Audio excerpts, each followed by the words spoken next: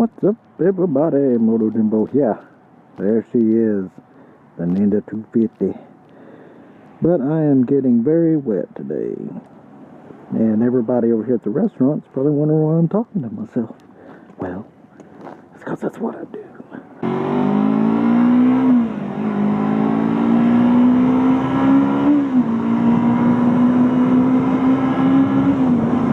What's up, everybody? Moto Jimbo here.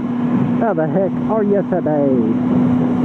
As you can see, I am not on the SV650. I am on the bike I just picked up, the 2008 Kawasaki Ninja 250. And man, I'm here to tell you, I love the SV, but getting back on the Ninja 250, it's like going home, as cheesy as that might sound. But you know, my first Ninja 250 was the older style, but this one is the newer style. Obviously now it's the Ninja 300, but yeah, it's like going home, you guys. I mean, I feel right at home on this thing. But I bought it off a real nice gal. She's about to go into the Air Force, and I can really tell she kept saying that she hated to sell it, and she had almost texted me and told me not to come because she didn't want to sell it. And, you know, it seemed like she was really struggling with whether or not to do it. But in the end, I guess she decided to go ahead. But I'm real happy, you guys. I love Ninja 250s. Love them, love them, love them. And as I said before, Ninja 250s are what started my whole obsession with motorcycles. And watching Laurie Jennifer's Motovlogs, and watching her ride her Ninja 250R. So here I am on one now. And I'm really enjoying it so far. Granted, I've only had it about an hour. You know, I drove about an hour and a half to go get it. So, yeah. So here we are. I'm on it. So some of you guys might be wondering, why did I want to go back to a 250 after riding a 650? And I explained that briefly in my last motovlog, but I guess I can try to go into a little more detail about it.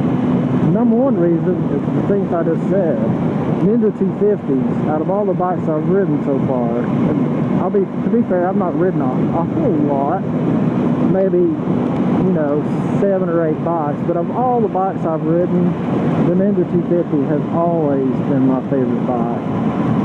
I love my SV, but I love Ninja 250s more. I've ridden my dad's Shadow. Comfortable bike, really fun to ride. Still love the Ninjas more. I've ridden a Harley.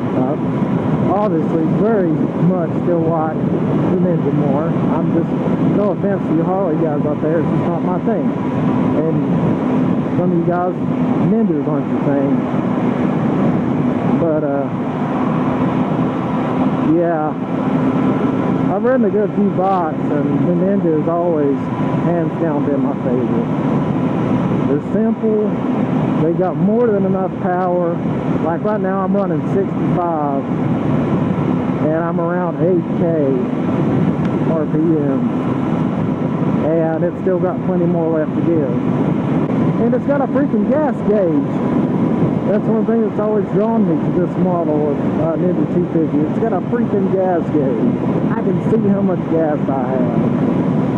Freaking amazing. Because I remember when I was out riding the SV, I just was riding along having a good old day, and my low fuel light was blinking. And there were a few times where I was like unsure if I was going to make it back. So I'm really glad I have a fuel gauge. But yeah, it's cheaper on gas. The oil changes are much cheaper.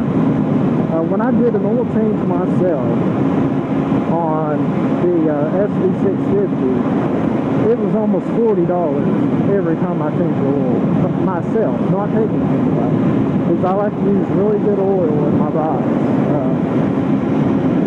So yeah, and it took, I believe, 4.5 quarts, and you know, that's pretty pricey. And I think the Ninja, I'd have to look again, so don't quote me on this, I think it only takes, it's under 2 quarts of oil, so much cheaper to do the oil changes. Maintenance things like routine stuff like tires, hell of a lot cheaper than on the SV650. And this bike, my SV was getting some miles on it, not that, you know, it was anywhere near the end of its life as long as it's taken care of, but this bike's only got 7,500 miles on it, so yeah, this one's got tons of life. But guys, all those things, you know, cheaper maintenance is one of the huge things. But the biggest thing of all, I mean, I'm being completely honest here, is I just love the Ninja 250. I just love them. There's something about them. When I would ride the SV650, I would have fun. But it seemed to me like I was always a little on edge when I was riding that bike.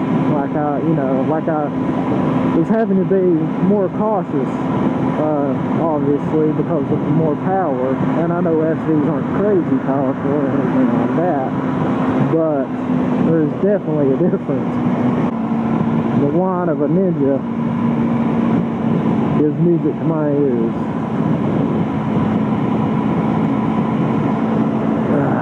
And it's so much more comfortable. Because I'm not, you know, I'm not a very tall guy. I'm 5'10", I guess I'm average.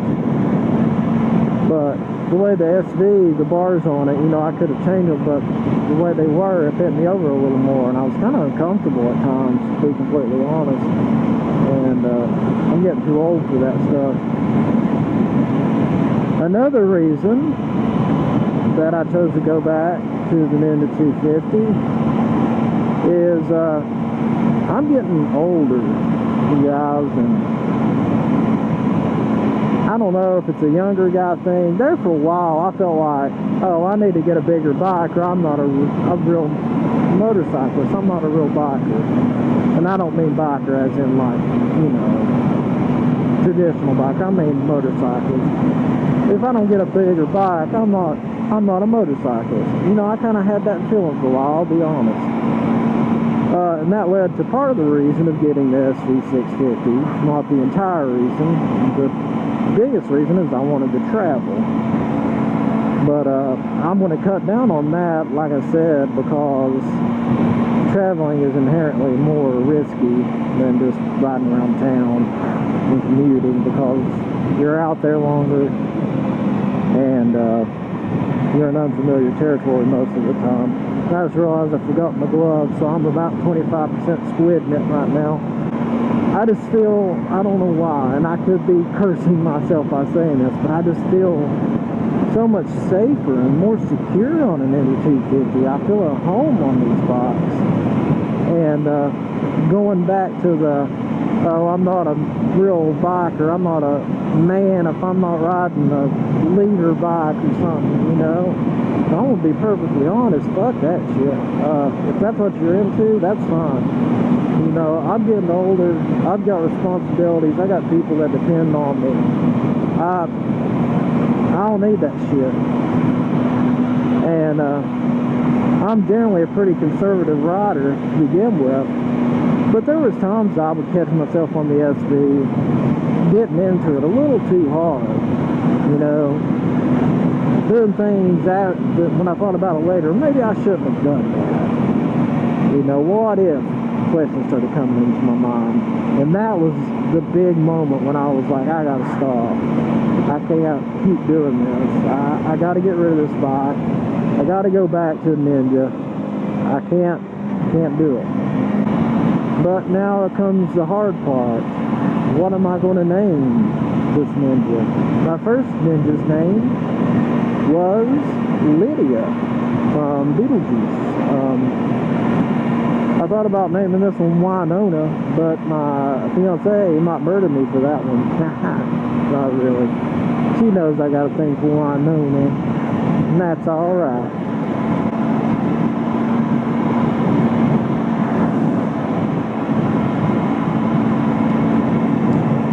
And speaking of Lydia Deetz and Winona Ryder, I am freaking just excited about Beetlejuice 2, whatever it might be called. Maybe they won't be lame and just call it Beetlejuice 2. But it's confirmed by Tim Burton that Winona and Michael Keaton are both going to be in it. So, shit, yeah. That rocks my balls off. I just hope, I just wonder what the story's going to be about. I just wonder where it's going to go.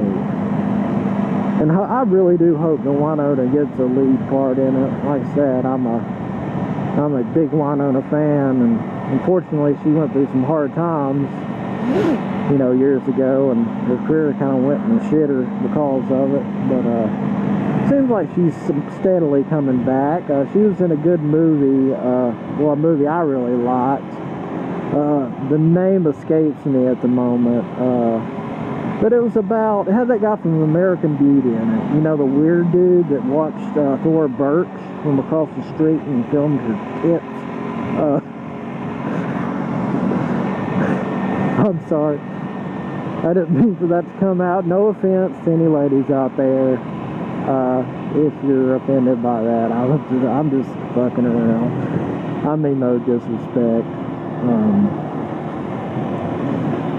But yeah.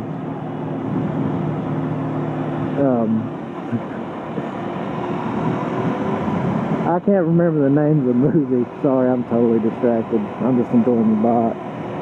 But it's pretty much, he writes suicide letters for people, like very well thought out suicide letters to make them sound poetic before they blow their damn brains out.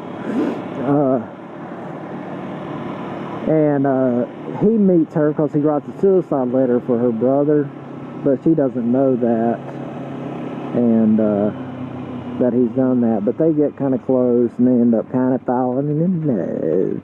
But it's a really funny movie, and it's an entertaining movie.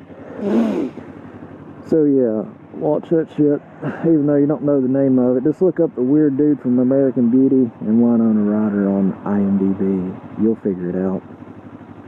But I'm going to close this one off now.